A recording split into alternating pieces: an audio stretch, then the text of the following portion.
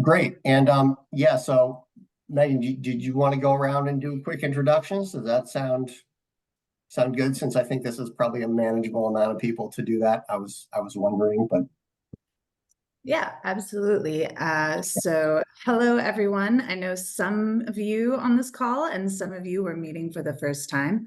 I'm Megan Miranda, and I'm the Agriculture, Forestry, and Other Land Use Market Segment Lead here at ICF, and specialize in ecosystem carbon accounting, land use change, and carbon offsets. So I was the project manager for this work. And now I'd like to pass it off to our lead agricultural scientist, Dr. Kirsten Jaglow, for introductions. Hi, everybody. My name is Kirsten. As Megan just said, I'm the lead agriculture advisor at ICF. I work on a broad range of things, basically anything related to agriculture. So I also do a lot with climate smart practices. So this was right up my alley. I will pass it off to Hazel. Thanks, Kirsten. Hi, everyone. Is my microphone working? Yes. Okay, perfect. Yeah, so it's really lovely to meet everyone on this call. There are definitely some new faces for me, and some old friendly faces as well. So I've been working at ICF now for coming on 2 years, around the same amount of time as Megan. My background primarily is in agricultural greenhouse gas accounting, and also inventory improvements for the agriculture inventory. So again, this fell quite squarely in my previous experience. I was quite excited for this project. Now I will hand to my colleague, Jake. Yeah, hey everyone. My name is Jake Butler. I'm an international chemistry specialist at ICF. So my background is in environmental chemistry, but I primarily work with climate mitigation, especially in agricultural, forestry, and other land use. So great to meet everyone. Looking forward to this. And I think that's it from our team. So. So Colin, would you like to do introductions on your side, or would you like to let me know when you're ready for us to jump into presenting? We're ready whenever you are. sure, I think we can just do very brief ones from everybody. I realized that I didn't actually introduce myself when I was talking earlier. I'm Colin Smythe, work for the Agency of Natural Resources and the Climate Action Office. And I've been managing this program with much help from Judson and Ryan, who you see on the call from Agency of Ag. And yeah, I guess I will turn it over to, how about Ryan, do a quick introduction? Sure. Hi, folks. Ryan Patch, Agency of Agriculture. Big part of the recommendations from the Agriculture and Ecosystem Subcommittee of the Vermont Climate Council was asking questions about greenhouse gas emission inventory accounting for agriculture. So we've been learning quite a bit, and appreciate all we've learned along the way on this process. So looking forward to this discussion and the coming work on this topic. I'll pass it to Judson. Thanks. Hi, Judson Peck, Agency of Agriculture, technically in the Water Quality Division. I'm a data analyst and helping out with this project.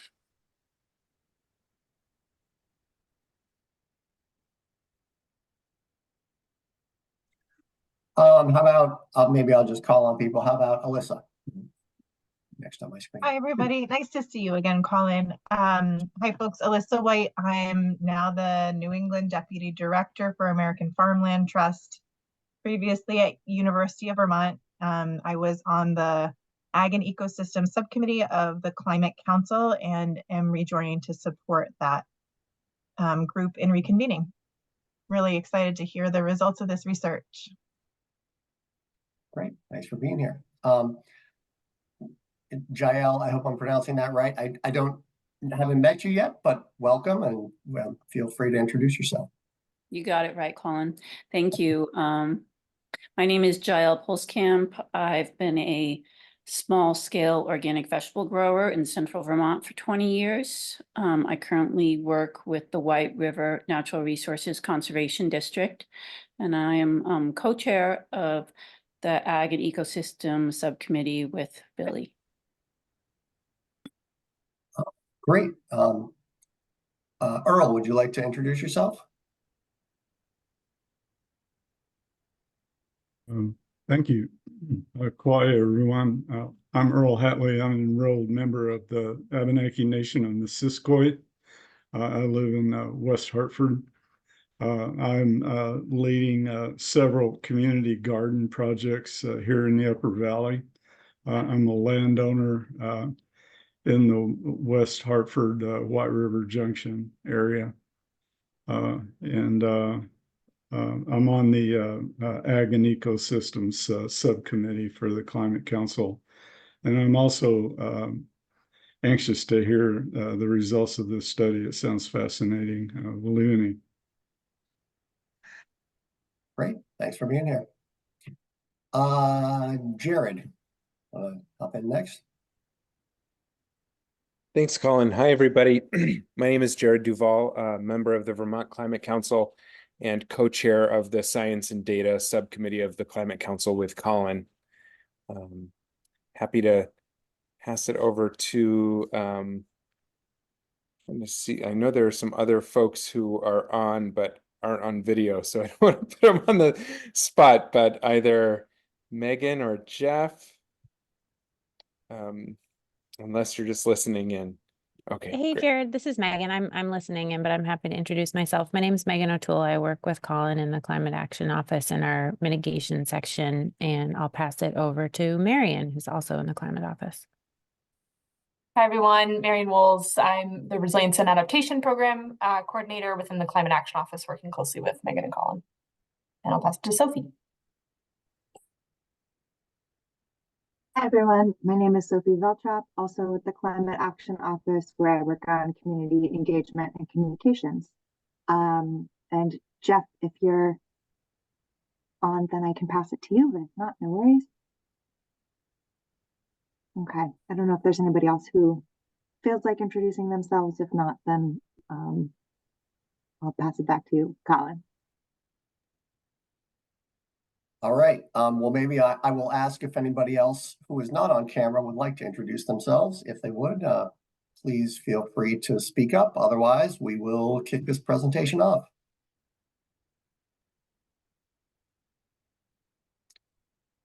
I think we're all set, hearing nothing. So Megan, would you like to take it away for us? Absolutely. All right, just give me a second to share screen. Right. Just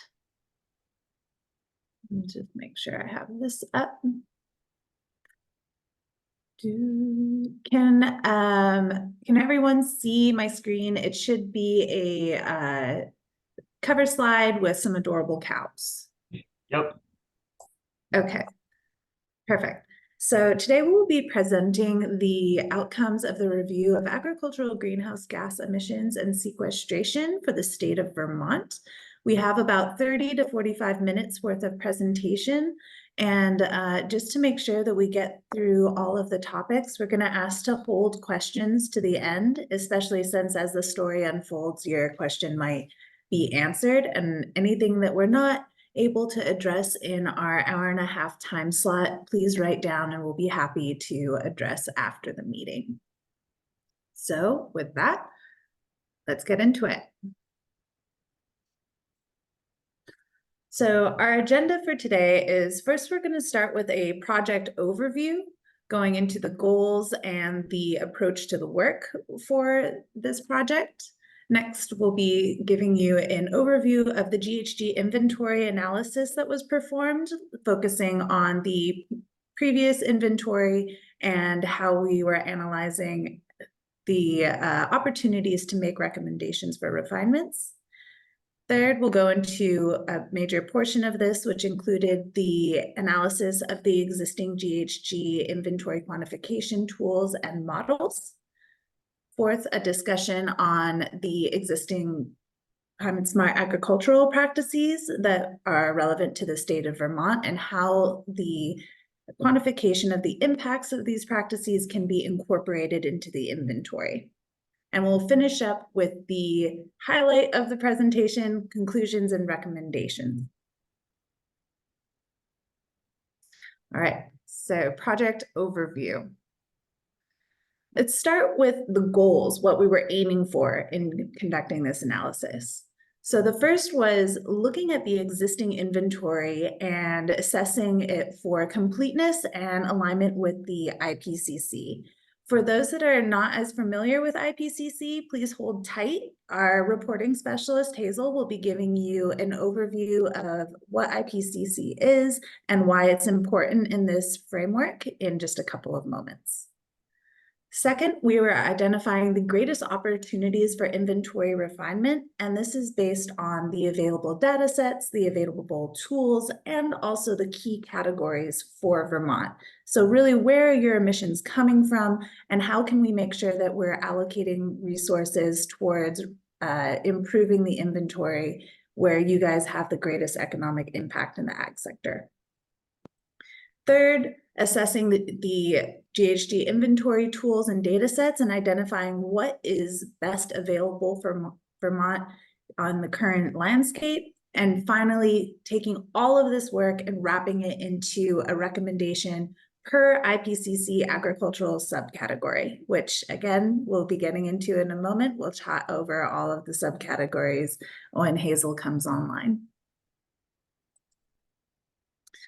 All right, so how did we go about accomplishing all of these goals? Well, first, we looked at the existing inventory and performed a completeness assessment. So essentially what that looks like is looking at the 2020 inventory that was reported for Vermont, and then comparing it against the full suite of agricultural categories in the IPCC 2006 and accompanying 2019 refinements to make sure that all of the applicable activities that are relevant to Vermont's agricultural sector were reported in completion. This included a data gap analysis to identify areas where maybe reporting was incomplete due to a lack of data or to a lack of ability to report in the tools that were used for inventory compilation. So from this, we then went and reviewed the GHG tools and models. We assessed 10 that are currently available on the market and use those to assess what is available for each of the IPCC agricultural subcategories, and if they were able to assess this completely, including all emission sources, all gases, and have the ability to incorporate the impacts of mitigation into the inventory. Third, really focusing on that last bit that I just mentioned, how do we incorporate the impacts of project level practice implementation into the GHG inventory at the state level? These impacts are something that are becoming increasingly important, and as the state moves towards investing in climate smart agricultural practices, we want to make sure that that good work is reflected in the inventory.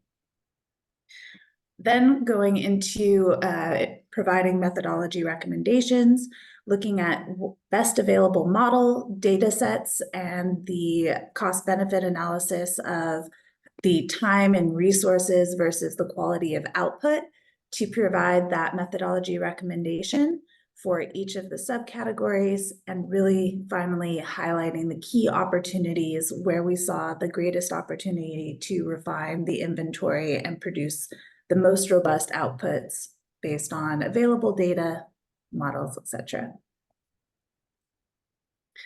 All right, so now with that background, I'd like to pass it off to Hazel to go into an overview of the greenhouse gas inventory. Thanks, Megan. So yeah, like Megan just went through, we began the process by reviewing Vermont's latest greenhouse gas inventory. So essentially the scene we wanted to present at the beginning is the greenhouse gas inventory context. So values in these pie charts were actually taken from Vermont's inventory update report. They are all for the 2020 inventory. And the second pie graph for agriculture emissions, those values were taken from the SIT modules, which was data that was provided to ICF by Vermont. So emissions and removals from agricultural lands are not actually included in these pie charts. It's pretty common with emission reporting to leave those emissions and removals from land use to be reported in a separate graph, emissions are typically tallied together, but I'll talk about that in just a moment. So I just wanted to point out here that agriculture as a proportion of all greenhouse gas emissions in Vermont contributed 16% in 2020. And of agriculture emissions, livestock emission sources, including enteric fermentation, also nitrous oxide, and methane from manure management, contribute the majority of agricultural greenhouse gas emissions. Nitrous oxide from agricultural soils is the next most important emission source, and that contributes 23% of agricultural emissions. So emissions in the nitrous oxide from agricultural soils category come from synthetic and organic fertilizer application to crops and also pastures, and also from manure that's deposited by grazing livestock. So it's really just a matter of how you cut the pie, but I just wanted to point out that some of this 23% can also be attributed to livestock activities. Thanks, Megan. All right. So this table presents the absolute emission values. Again, we can see that livestock greenhouse gas emissions collectively contribute the most greenhouse gas emissions for agricultural activities at just under 60%. Actually, 64% of the nitrous oxide emissions in the agricultural soils, like I just mentioned, are due to livestock. So basically, that means 12% out of this 18%. So in total, 72% of agricultural emissions are due to livestock farming. So croplands are a net source of emissions, including removals, and grasslands are a net sink of emissions, including removals. So I just wanted to note that the percentages on this slide are actually different to the previous slide, and that's because those agricultural lands are included, and we've basically gone through and we've included the emissions removals as this bottom value, 1,600,000 metric tons of carbon dioxide equivalent. So that net includes the emission removals. All right, now I will hand over to Jake, who will provide an overview of SIT in the context of Vermont's greenhouse gas inventory reporting. Yeah, so I'm going to briefly discuss the state inventory tool, or SIT, for a bit of context, since it is the tool that is used by Vermont to estimate agricultural emissions in their inventory. So it's a tool that was developed specifically for state level inventorying by the EPA, and it's free, it's very easy to use, and it's very user friendly. It's also largely based on the US GHG inventory, so most of the default data in the tool comes from the inventory. So within SIT, agricultural emissions and sinks are split between two modules, the agriculture module and the LULUCF module, or land use change in other forestry.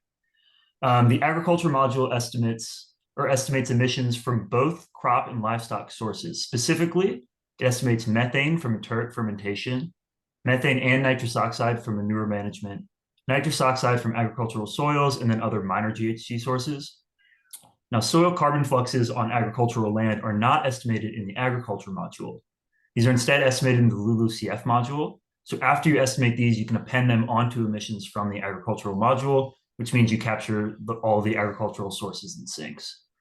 So while SIT is designed for state level inventorying and it is very easy to use, the tool does have some limitations, as are expected for a simplified inventorying tool.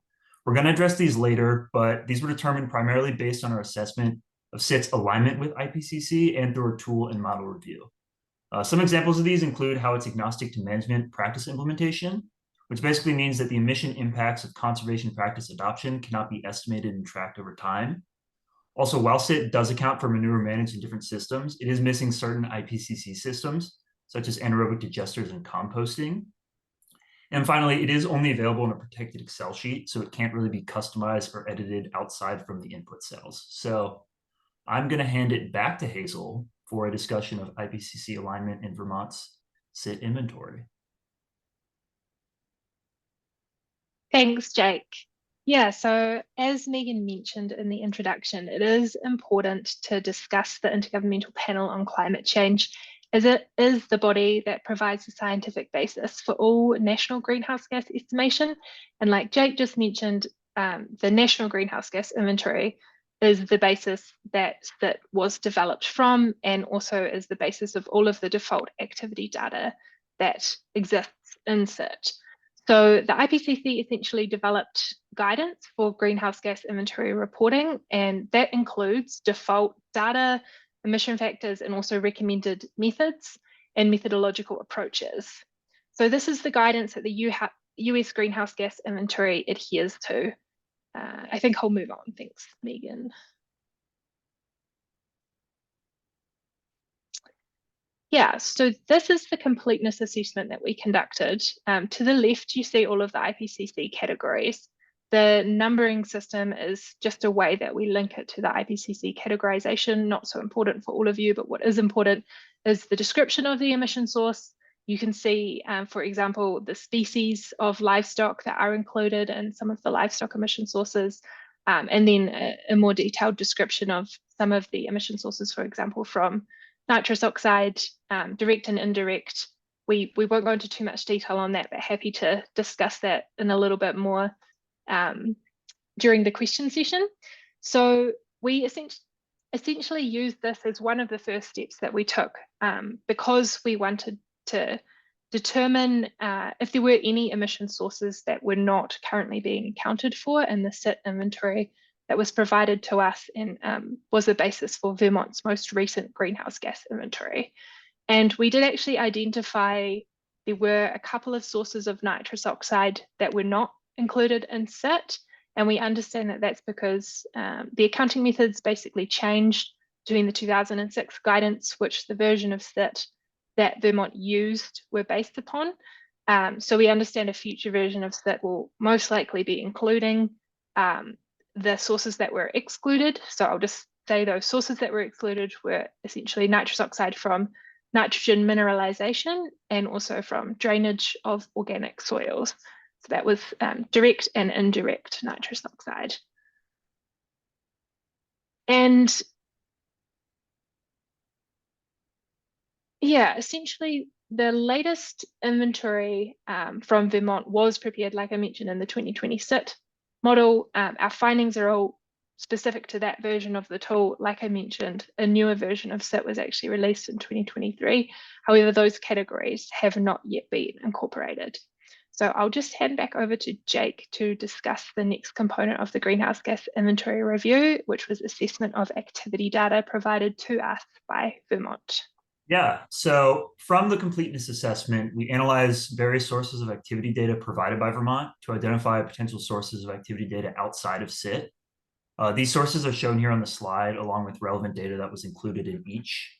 And the sources, again, were reviewed to identify potential sources of activity data that were already collected on a recurring basis, and thus could potentially inform inventory development and updates.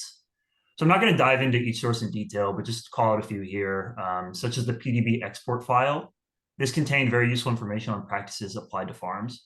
Now, if the data set did include statewide land area, it could inform emission scaling related to practice adoption in Vermont.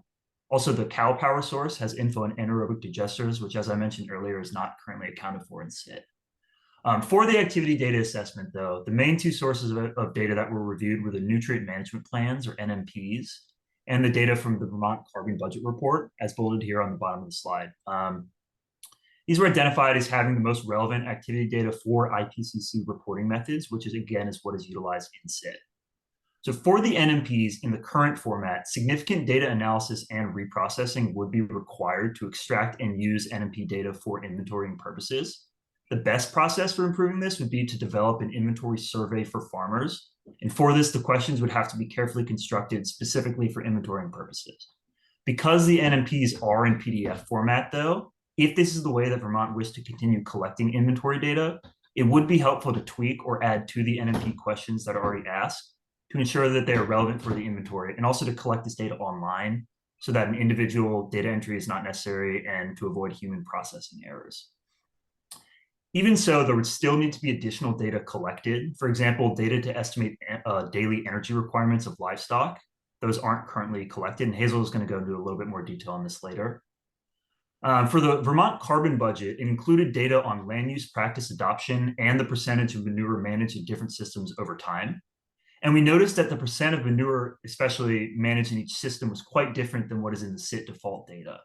And since these percentages were developed by experts, we recommend Vermont conduct a study to document the percentage of waste managed in each system, because this could significantly affect emissions estimates from manure management.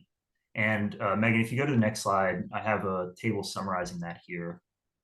And you can see, yeah, there are some pretty significant percent differences, mainly with liquid slurry management is a 42% difference. And this table also shows some of the different management systems that are included in both the SIT default data and the Vermont carbon budget data. And I'm going to hand it back to Hazel, correct? All right. Thanks, Jake. Yeah, so the next kind of phase or stage of the whole analysis that we've done was a tool review. And very briefly, we looked at, we did 10 separate reviews of essentially 10, we call them tools, but basically that was 6 quantification tools, 3 process-based models. And we also took a look at EPA's recently released state level greenhouse gas inventory data. Next slide, please, Megan. We assessed whether the tool was current and maintained, its alignment with IPCC reporting categories. I mentioned earlier why that's important. We looked at its fit for purpose for Vermont, including whether it would be able to estimate all of the dominant greenhouse gas emission sources for Vermont, and also its scope in terms of greenhouse gases. So that's carbon dioxide, nitrous oxide, and methane are the important ones for agriculture, and also its ability to capture greenhouse gas impacts of changes in management practices and other mitigation strategies. So we also assessed its user functionality and complexity, as well as whether there were any financial costs associated with using the tools. So in the next slide, we have included a table just to point out that SIT did emerge as first or second choice across all of the IPCC emission categories. All right, next slide, please, Megan. So essentially some of the key takeaways is that SIT is the best tool available to our knowledge for state level greenhouse gas inventories. And given Vermont does not currently have a customized state level greenhouse gas inventory tool, is currently the best tool for Vermont. It's free and easy to use. It uses EPA greenhouse gas inventory data, and it also employs mostly IPCC tier 2 methods. We didn't actually talk about tier 1, tier 2, and tier 3. Basically, tier 2 is the most sophisticated, tier 3 is the most sophisticated and complex. Tier 2 is essentially very good, and then tier 1 would occur where there are data limitations, etc. So we also wanted to point out that with the US disaggregated greenhouse gas inventory data at the state level, that could be highly useful to validate the estimates generated by SIT or any other emission estimation tool that Vermont developed or decided to use. It's important to say that because the disaggregated data isn't always exactly the same estimate that is provided by SIT because of some differences in the way that SIT generates information. So it's always good to compare those two sources. Next slide, please, Megan. I think actually now I am handing over to Kirsten. Hello. We're bouncing between all of us so that you all remain excited to figure out who's going to speak next. So I'm going to sort of come in right here.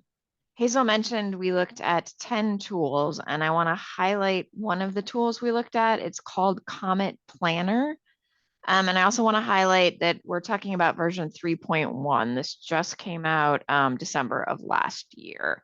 And this is one of the tools that we're recommending you use in combination with SIT, since there's no like one perfect tool that fits all, unless you guys build one.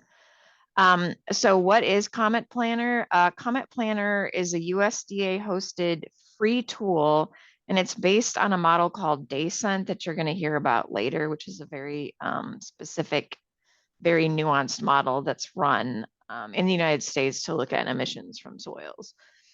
So it's based on that, it's based on outputs from that, and it's designed to provide generalized estimates of greenhouse gas impacts of conservation practices. So what does this mean? This means that you can use this tool to find state and county level emission factors associated with the adoption of specific climate smart practices.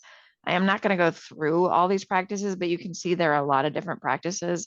And then even within those practices, the tool describes like different sub practices or how specifically they're adopted. So what we're suggesting is that Vermont could go into that tool and find emission factors if they had a way to like track adoption of these practices and sort of use it as to take a haircut off of the SIT data. And again, we'll go into this more later, but I just wanted to point out that Comet Planner, in addition to SIT, are like the two tools we're going to talk about the most. All right, and now I believe, I'm not sure who I hand it back to anymore. Yeah, I mean, I can briefly mention on this slide, we're going straight back to Kirsten, but essentially we included this just as a comparison to the slide that we discussed previously. These are all the tools that are not recommended for Vermont's Scaffoloo inventory, and essentially the methodology report that we're providing you goes into more details as to why. Kirsten, I'll hand back to you. And I'm back. Okay. So we've just talked about like what is in the SIT tool, what was missing from the SIT tool, where we could maybe find that. And so that presents you with like how to estimate your current greenhouse gas emissions. But a big part of this project, as Megan described in the beginning, was like, how do you track changes in emissions based on adoption of climate smart practices? And so our next task was to look at how would we do that. So one of the first steps in doing that is looking at, well, what climate smart practices are we talking about? And we were gifted with a list of climate smart practices that were either of interest in Vermont or frequently adopted in Vermont. I mean, you can see the practices are listed on the left. We have them grouped as either livestock or crop practices simply because they're very different types of practices. Then USDA NRCS has practice numbers for adoption of these practices. Some of them have multiple practice numbers and beyond that, but this is just to help clarify which practice we mean by that. And then to the far right, USDA frequently has climate ratings for like greenhouse gas reductions or emissions associated with this practice. In this case, 4 would mean the largest reduction potential, and 1 would mean the least reduction potential. However, we're giving you one number, but with everything, it like depends. So we sort of rank these practices to figure out if Vermont were to track practices, which practices would most likely have the largest impact and which practices would be of most interest. And then if we go to the next slide, based on that, and this is going to start sounding repetitive because there's only so many models and we were kind of looking at the same things before. We're talking about which models were best for just like developing the inventory, and this is which are the best models for tracking progress. And again, we're still left with SIT at the time being is the best model. However, as has been previously mentioned, it doesn't have the ability to track impacts from adoption of the climate smart practices simply in the way the model's built. And so, as I just described, we're recommending that Vermont would pull emission factors from Comet Planner. And then if you could track, you know, how many acres or cows or whatever was adopted of each practice, that would give you a way to like develop impacts and greenhouse gas impacts of adoption of these practices. So this would be used in combination with the SIT agriculture and LULUCF models. And then again, as Jake brought up earlier, data and the NMPs, if it was the right data and it could be put together in the right way, could be used to generate activity data. And then as you track that over time,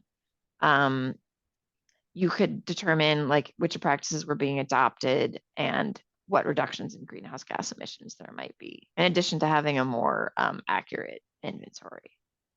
All right, and now if we go to the next slide, I am handing back to Hazel. Thanks, Kirsten. Yeah, so the inventory improvement process, essentially at a very high level, is to identify the improvement, and then to basically go through and collect and analyze new data or information, and then to go through and adjust the emission calculations. So at a very high level, one of the key challenges, like Kirsten just mentioned, is that SIT is agnostic to management practice change, and that any reduction in emissions that were reported is essentially due to, that you observe is essentially due to changes in activity data. So for example, if the livestock population decreases, then you would view potentially a decrease in emissions in what's reported. In other words, if feed quality is increased, which might in turn reduce greenhouse gas emissions, there's no way that you can attribute that reduction in greenhouse gas emissions to the efforts that were taken to basically improve the feed quality in Vermont. So our overarching recommendation, therefore, is that Vermont might be interested in developing a specialized state agriculture inventory tool and training somebody in-house to maintain and run the inventory on an annual basis. So having a state tool would essentially enable better tracking of emissions over time, a deeper analysis of emission sources for policy decisions, and also if it's designed in the right way, it could eventually be used to track mitigation efforts. So good practice for inventorying includes improving emission estimates over time. There will always be competing priorities to improve the inventory, so we recommend establishing a clear prioritization process so that you can decide which improvement to focus on each year or every couple of years, however often you have funding to develop an improvement and incorporate it in your inventory. Thanks, Megan.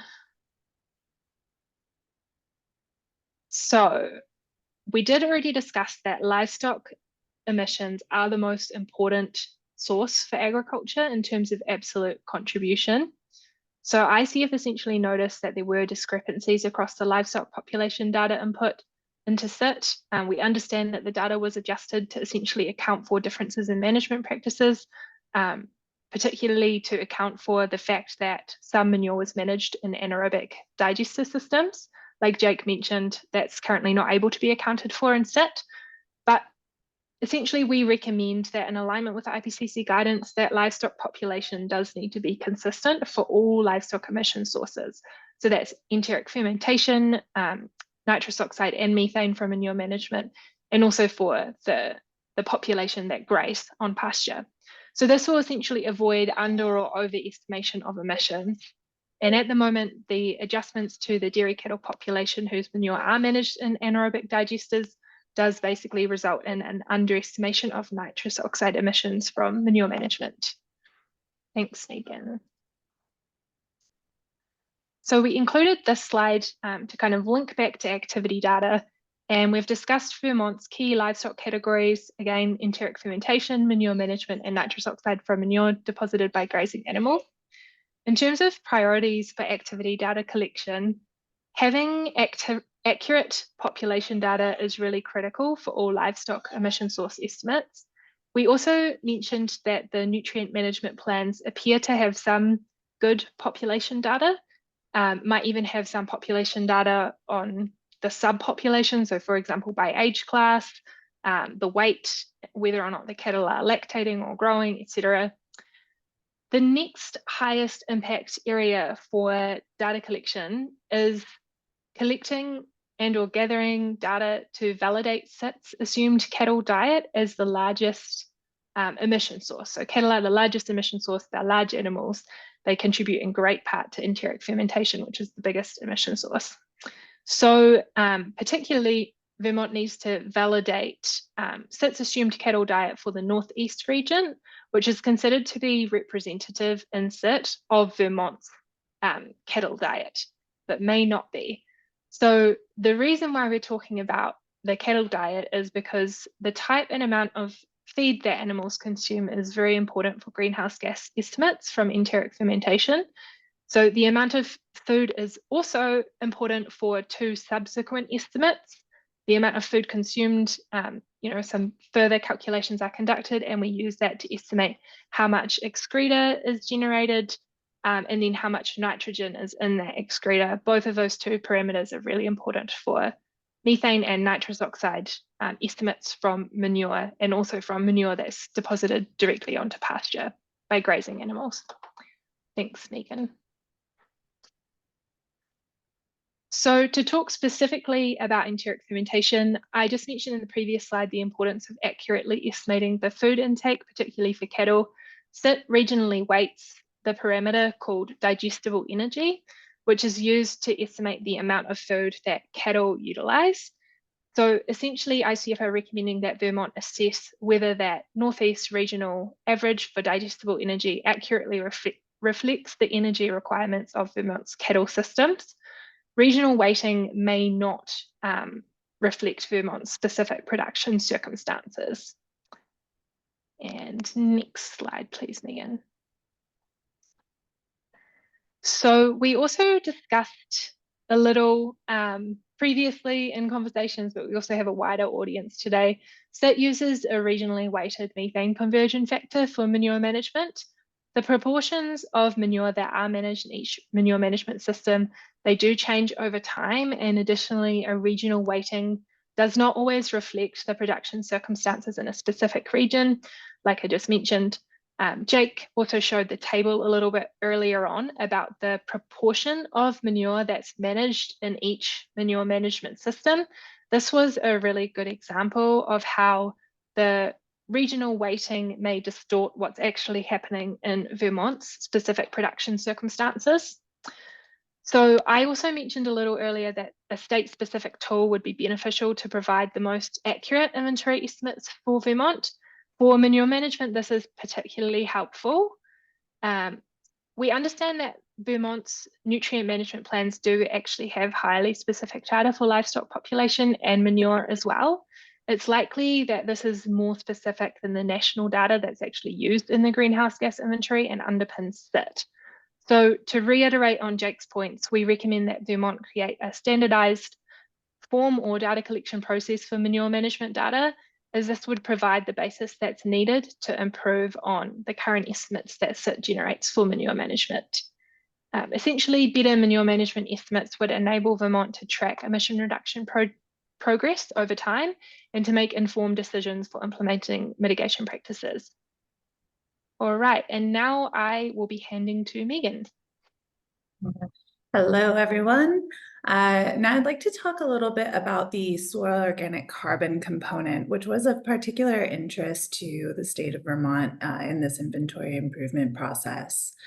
Soil organic carbon is particularly challenging because it's a carbon pool that is underground. So without empirical data measurements, it's much more difficult to track than above ground carbon pools such as trees, biomass, etc. That said, there is a couple of really interesting opportunities to track changes in soil organic carbon for the state, utilizing a combination of tier 3 and tier 2 level modeling that would allow you guys to get at the management implementations over time. So let's talk about that a little bit. The current SIT modeling, the challenge is that the current SIT modeling is based on the USGHG inventory, which was performed at the tier level using the DACENT model for the entire nation for croplands and grasslands. This is wonderful. It provides us a solid base from which to continue inventorying moving forward. But what that also means is that the outputs from SIT are based on a large-scale modeling effort that's a bit old and is also not able to incorporate any of the implementations that Vermont is going to be undertaking over time.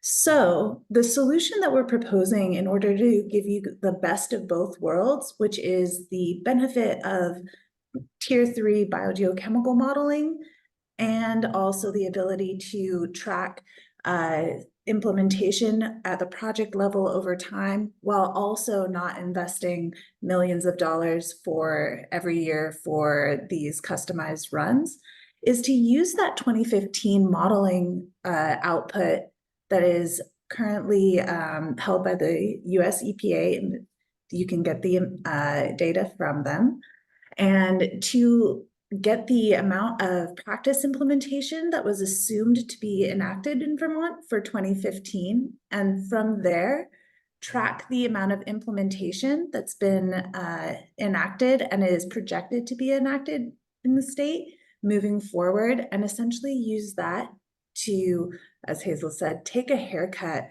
off the emissions assumptions for the cropland and grassland category, or to provide a larger estimate of carbon sequestration. So this is where COMET comes into play. We've been talking about SIT and COMET and the USGHG inventory quite a bit, and we really want to leverage these and marry them into something that gives you the greatest control for adopting a broad suite of climate smart agricultural practices over time, and then being able to account for the return on your investment in those climate smart practices. All right. So that's the soil organic carbon piece. Now let's talk about the nitrogen and fertilizer piece. Again, the SIT module utilizes tier 1 approach for N2O agricultural soils, but is based on the USGHG inventory, which has tier 3. It also does not currently account for indirect emissions from nitrogen mineralization or crop residues. Essentially, what that means is that it doesn't account for a subcategory of emissions that occur when you apply fertilizer or incorporate crop residues into the soil. It's not the primary volume of emissions, but for completeness sake, we can add this on as a post-SIT modification. So in order to get at the N2O portion, we highly recommend adding that extra line item as per the IPCC 2019 refinement, and that will give you a full and complete inventory for N2O emissions from agricultural soils. So now, after all of that, let's go into some of our key conclusions. So our key takeaways include that SIT is the recommended tool to continue using for Vermont because of the benefits such as ease of use and the ability to provide a state level inventory at the tier 2 level. But it lacks the ability to track that project level climate smart practice implementation. So in order to give you the ability to provide or to create easy state level inventories while also tracking management practice implementation, we'd like to marry the SIT outputs with COMET planner outputs such that you can track over time easily and effectively. We'd also like to note that COMET planner was just updated in December of 2023, and so it includes some of the latest and best science for tracking the GHG mitigation and carbon sequestration impacts of these practices for the United States. Additionally, one of the biggest opportunities identified for the refinement of Vermont's GHG inventory doesn't have to do with tools at all. It has to do with leveraging the nutrient management plans data for the livestock inventories. One of the biggest difficulties with livestock inventories, including enteric fermentation and nutrient or manure management, is that the data of how the manure is being managed is really sparse, and how it's managed has a very large effect on the ultimate GHG estimates. And Vermont has some of the highest quality data that we have seen in the nation, but it's in these nutrient management plans that are produced in PDFs. So leveraging the data that you guys are already collecting to create best-in-class data sets at the tier 2 level for your most impactful inventory is something that would essentially take Vermont's livestock inventory to top of tier in terms of activity data in the nation. We're really excited about this opportunity and leveraging the significant amount of work that the state has already invested in tracking its agricultural practices and management over time. And finally, we've talked about process-based models. There are highly specific models that are available to give you estimates of exactly what's happening based on climate inputs and fertilizer input regimes, et cetera, for the impacts of soil organic carbon and fertilizer application management regimes, et cetera. but they're so specialized that it's really difficult to use these in order to create a state level inventory. And we don't see benefit in leveraging these highly specified models to produce a statewide inventory, as opposed to using the more regionalized tools. The level of effort to the quality of output simply doesn't balance. So that's why we're recommending moving forward with state level inventory tools. And finally, let's finish it off with greatest opportunities for inventory improvement. Let's start at the subsector methodological recommendations. For enteric fermentation, the estimates could be improved by ensuring energy requirements of animals in sit accurately reflect the requirements of Vermont's cattle as the highest emitters. So that would essentially look like adjusting the factors within the SIT module to reflect what's actually happening on the ground in Vermont. For manure management, it would be improved by using a more sophisticated estimation method, and also by using the NMP data as a higher quality input data to the methodological, or I'm sorry, using the NMP data to improve the outputs from SIT for manure management. For N2O from agricultural soils, we would like to include the indirect emissions from the sources that are currently not available to be estimated in SIT, and this is a simple add-on calculation that we can offer. And finally, for soil organic carbon, we highly recommend marrying the Tier 3 existing modeling with the outputs from Comet Planner to be able to track the practice implementation.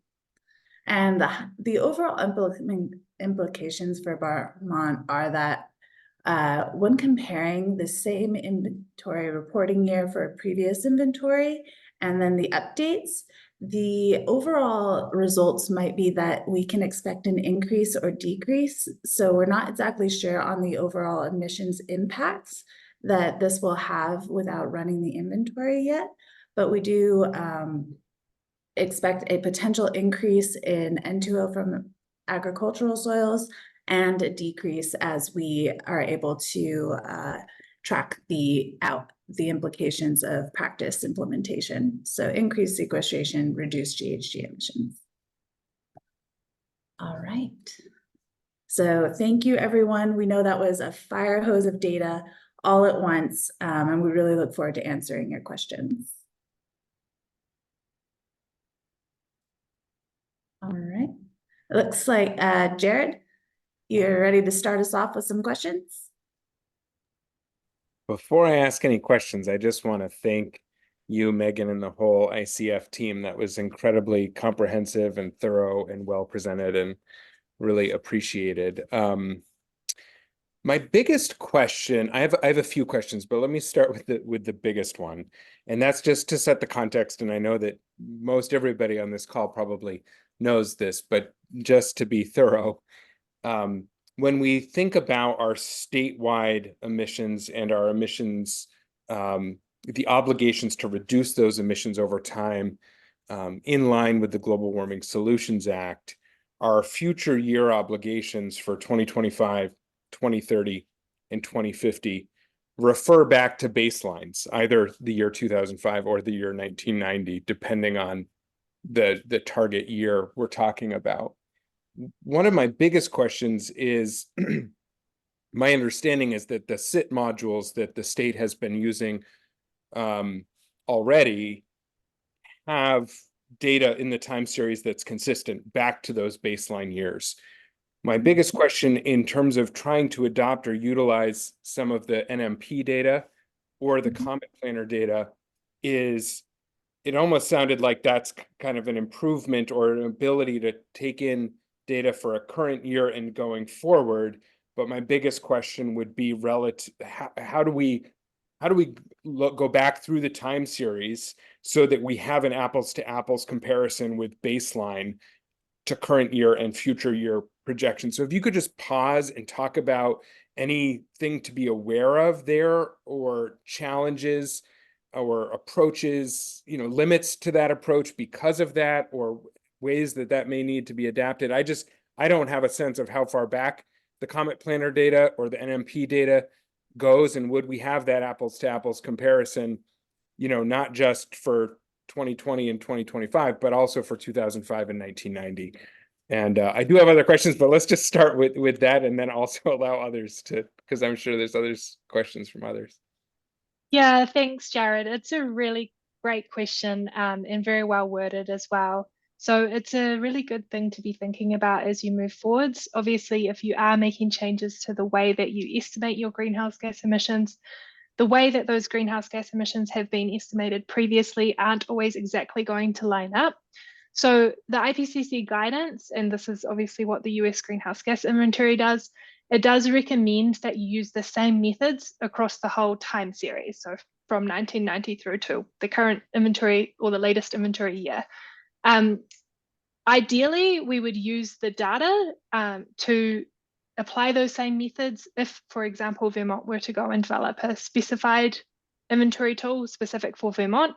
You would use those same methods back through the time series, but you might need to do some interpolation or extrapolation of data where you don't actually have certain data. I would also point out that oftentimes there are differences across the time series in reporting methods, and as long as that's noted in a transparent way in the inventory report or any appendix or supplementary document that you might have, how the method has changed, then that also is perfectly acceptable. So hopefully that answers your question. Thank you, Hazel.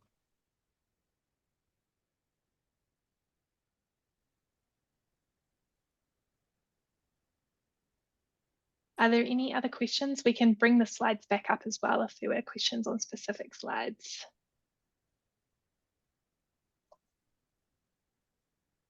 I do have it. Yeah, go ahead. Give other people the chance.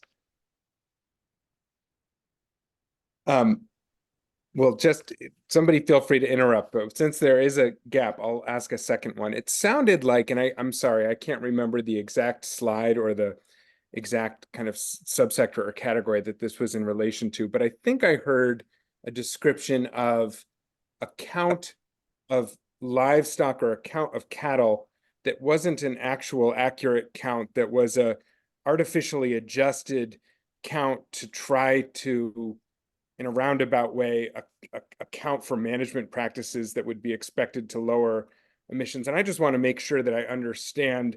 That sounds, and I know that you were making the recommendation that that would not be the appropriate way to do it, that we need to actually be using the actual counts and then look at other ways to account for management practices differences rather than artificially changing the livestock or cattle count. But if you could say more, that was surprising to me. If you could say more about that issue. Yeah, I can take this one as well, and maybe others on the team might also have something to add.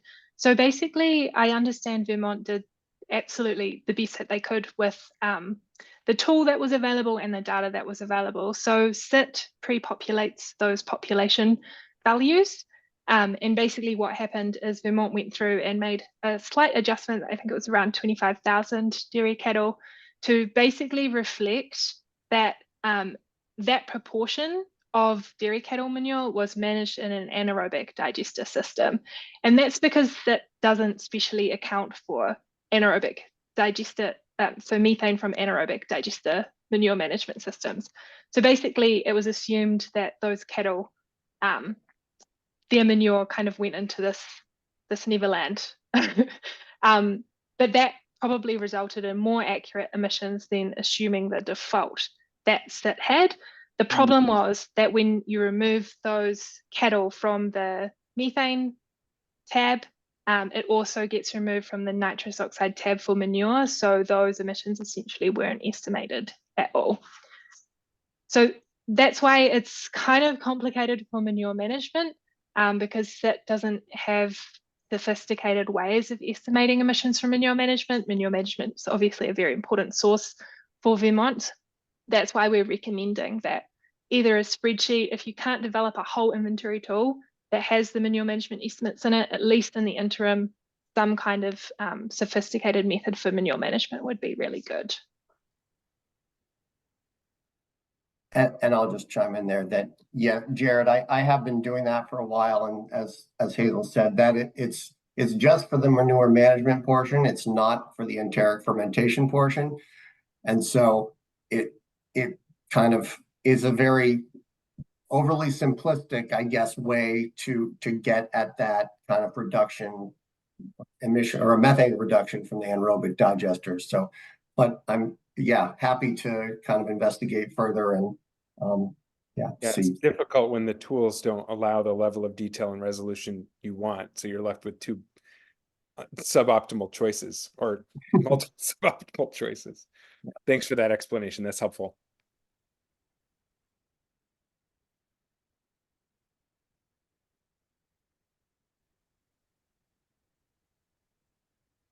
I have a question.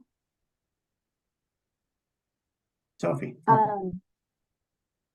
I don't know a whole lot, but I understand that the science on both soil carbon and sort of the carbon gains of those conservation practices where where you had the numbers 1 through 4 are sort of that our understanding of them is emerging.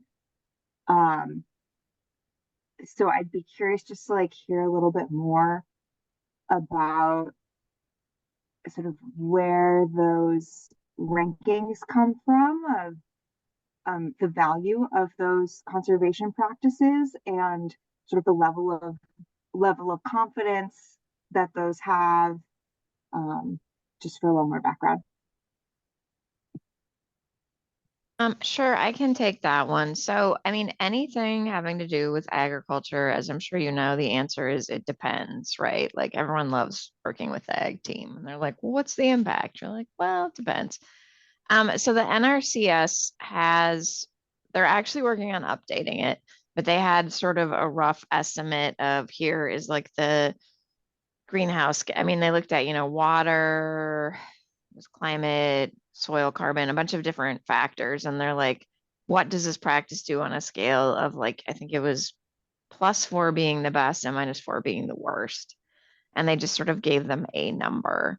And so it's incredibly crude because obviously in one case it could be better, in another case it could be worse. So since we can't, look at every specific situation, and we were just trying to look at a very broad scale, we just use their rankings. Like I said, they're trying to update those and then actually come up with some quantification.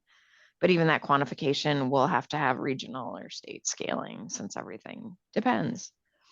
So yeah, it's just sort of like a rough starting point, but that would be where Comet Planner could help, and that, you could look at, I had that big list of practices that they do have in Comet Planner, and someone could go through and look at the different counties in Vermont and come up with, oh, okay, actually look, if we do, this practice in Vermont, I don't know, some sort of,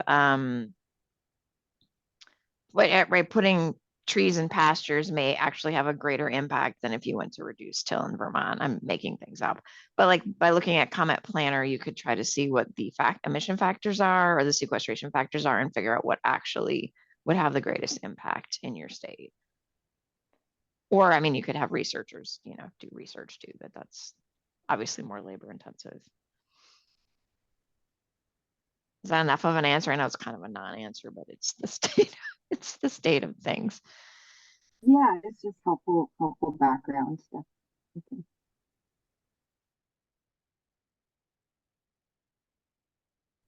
Billy, you want to go ahead and jump in? Hi, sorry I joined a little late. This is Billy Coster from Agency of Natural Resources, and I apologize if you covered this, but and this may be a question for Ryan at the Ag Agency, but a lot of your analysis points to better utilization of nutrient management plan data, and my understanding is that data has some confidentiality associated with it, but I'm assuming that there's some way to aggregate those numbers for the analysis that you're recommending that could still honor the kind of proprietary nature of those plans. Is that the case? Hey, I'll take that question. Yes, that's all right. There are no confidentiality provisions for nutrient management plans that the Agency of Agriculture has possession of. Those have all been released and distributed through numerous public record requests. So all of the NMPs the Agency of Ag has is public information. So the issue, I think, is more processing the different nutrient management planning templates and frameworks that are out there, depending on the TSP or farm program the farmer is using, and having a way to compare those plans in an efficient way without an unbelievable amount of data entry as the limitation, because the information's there, it's just not really processable.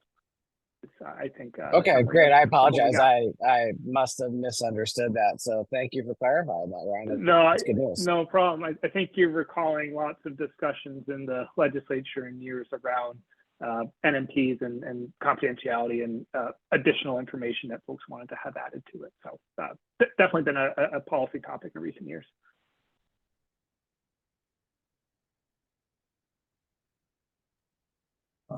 Jael, go ahead. I'll go.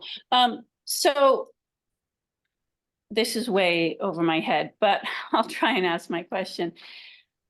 As more information comes in about practices and how they meet the, greenhouse gas reduction, can that be added to, say, COMET to track data? I just read a research paper coming out of the Organic Farming Research Foundation about chemical applications of pesticides and herbicides on soil carbon. It's new research, but as more information comes out about management practices and its impact on soil carbon, will then we be able to add that information to track those, those changes? Is that? No, I hear what you're saying. Okay, that is an excellent question. So one of the many challenges of doing any kind of greenhouse gas inventory are you need different pieces of data, right? Like you need to understand, let's say, first of all, like how much carbon is in the soil to begin with, right? Like, so you need to understand your baseline. You need to understand like what's happening now, not only like what are farmers doing, you need to understand how is what they're doing impacting like greenhouse gases, whether it's soil carbon or N2O emissions or whatever. And then you need to understand if they change these practices, like what sort of greenhouse gas impact that has. And then you also need to understand how many people are changing these practices. And then like in what way are they changing the practices? So it's very data intensive.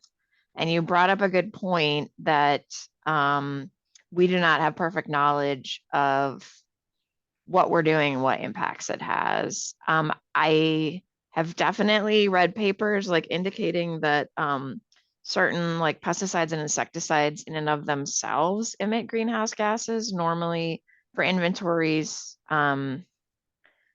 the way that the IPCC does it, the fuel that's used in farming is not counted in the agriculture sector, it's counted in a fuel sector. However, obviously, like if you go from till to no till, you're using less fuel. So there is a reduction. It's just not put with agriculture normally, unless you sort of like Hazel was talking about the pie, unless you like sort of recut the pie. But as of right now, I have not heard of IPCC or inventories taking that into account, what you just said. Because right now, if it's a nascent area of study, we don't have good emission factors for it. However, as more people study it, as there's more data and you come up with more efficient emission factors, that could certainly be added to the inventory.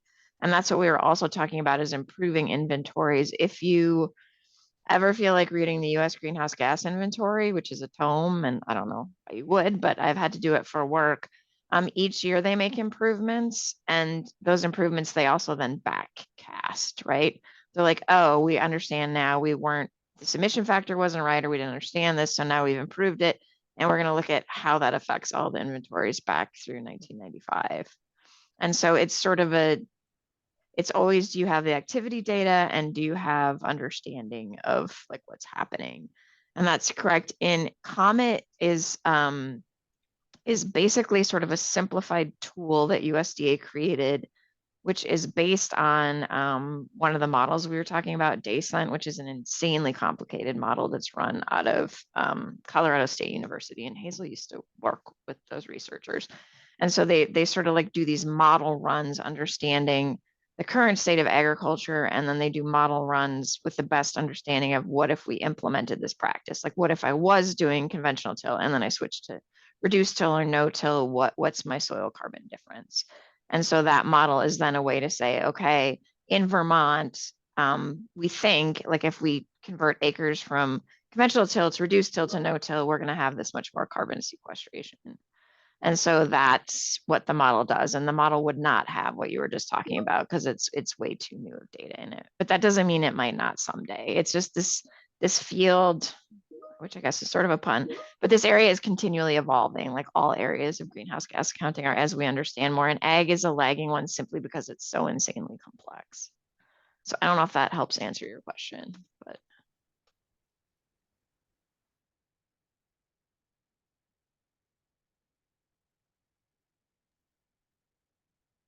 Great. Any other questions from anybody?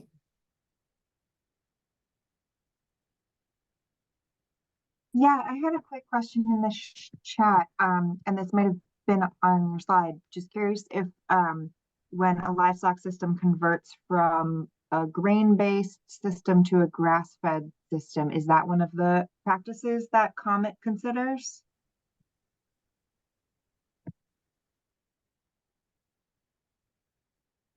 KG, do you know off the top of your head? If not, I can send you the guidance that includes all the practices that are included. It's mostly conservation practices that are implemented agronomically.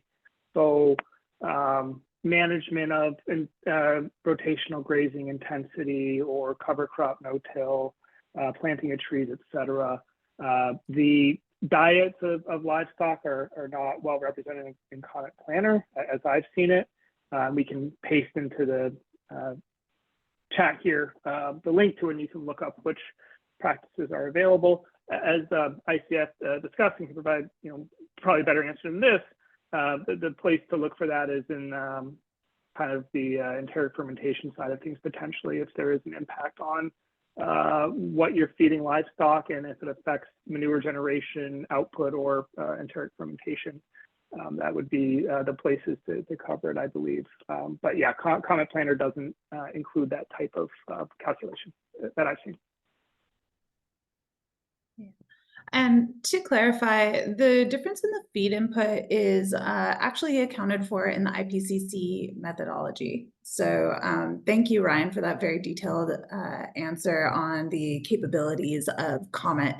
But yeah, the transition would be accounted for in the underlying IPCC methodology.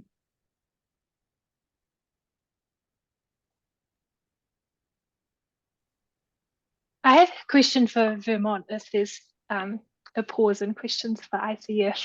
Hopefully it's okay that I ask it. I'm just curious how this whole group of people work together and if there's any kind of grand plans. I know a lot of you have just heard this information for the first time, but for your agricultural greenhouse gas inventory moving forwards.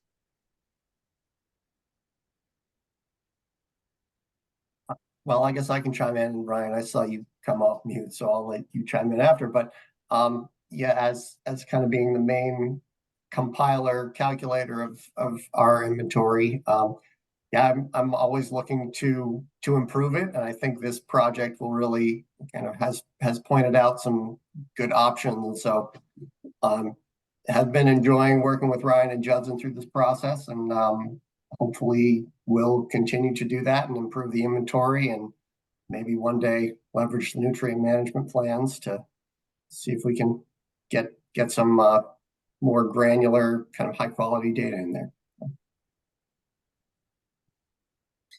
And it also looks like Jared for us too when you're done, Ryan. Yeah, I think this is both a question for ICF and in relation to the question that Hazel had and that Colin started answering, which is you know, it's amazing to me the extent and the quality of work that Colin in particular does. I know that he draws on other resources from EPA, and there's other peer review and resources that go into the inventory and updating its methodology. But when I heard the recommendation from ICF around some Vermont specific inventory tools to complement SIT, I wanted to ask more, well, to complement SIT and potentially Comet Planner, there was a mention of a state specific inventory tool.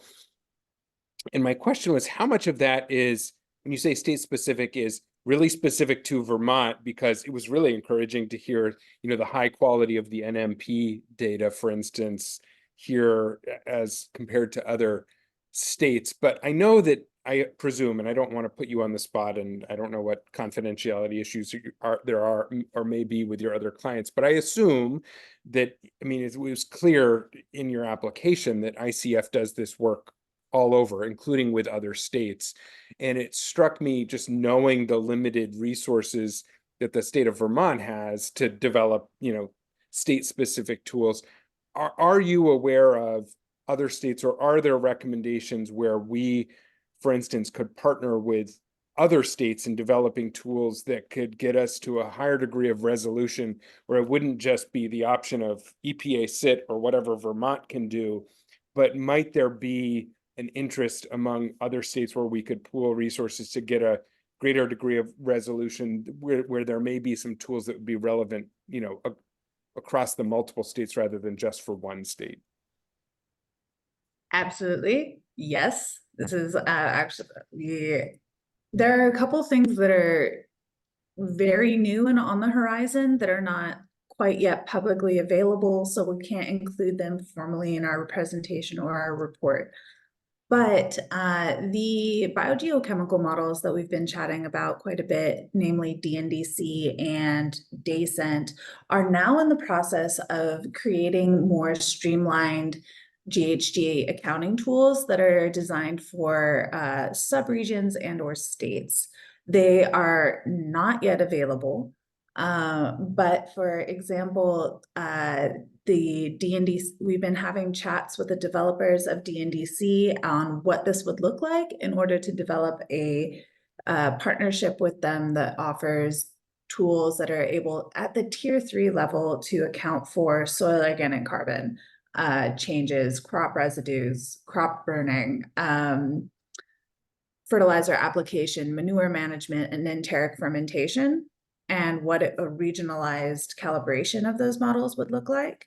Similarly, DACENT is, it has a more narrow focus. They don't include the livestock portion, but offering a more streamlined state level tool.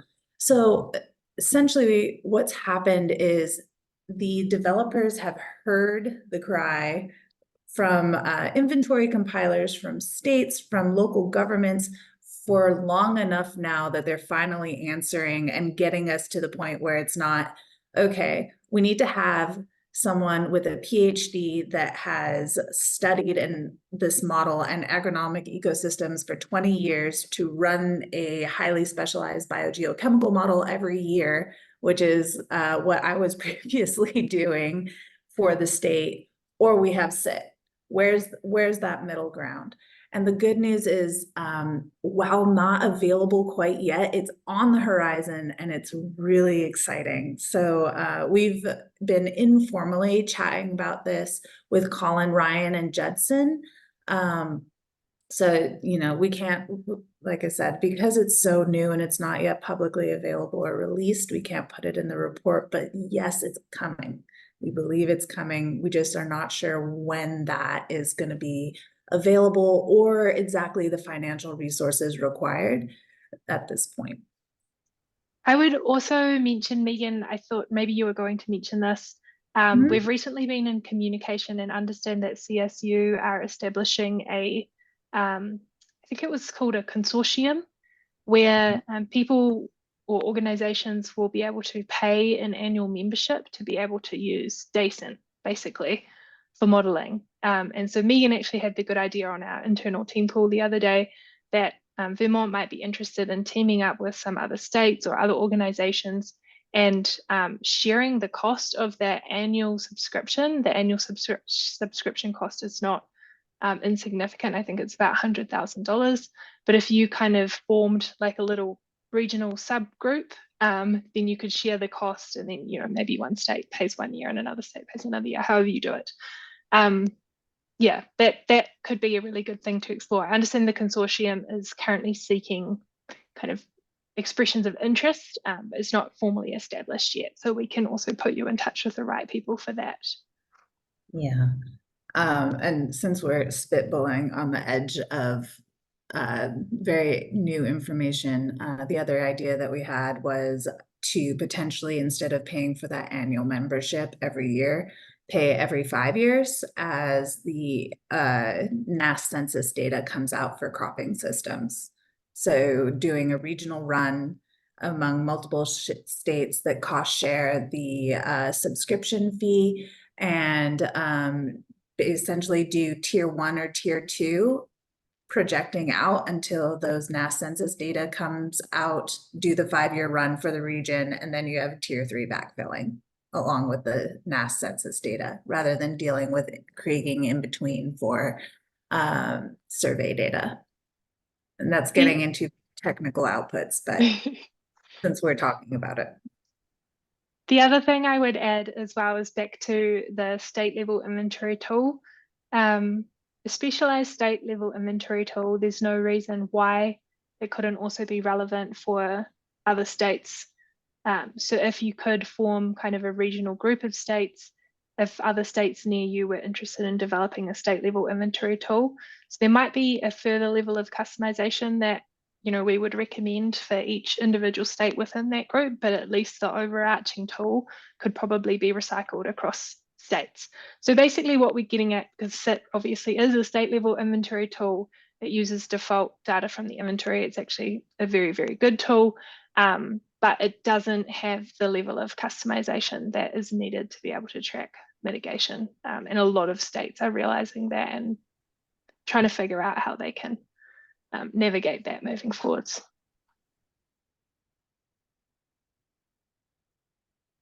Thank you both. So we're coming up on the top of the hour, and I want to make sure to respect everyone's time. We know that with an hour and a half block out of your day is a significant investment. Really appreciate everyone showing up and the quality of questions and engagement that you've offered during this presentation.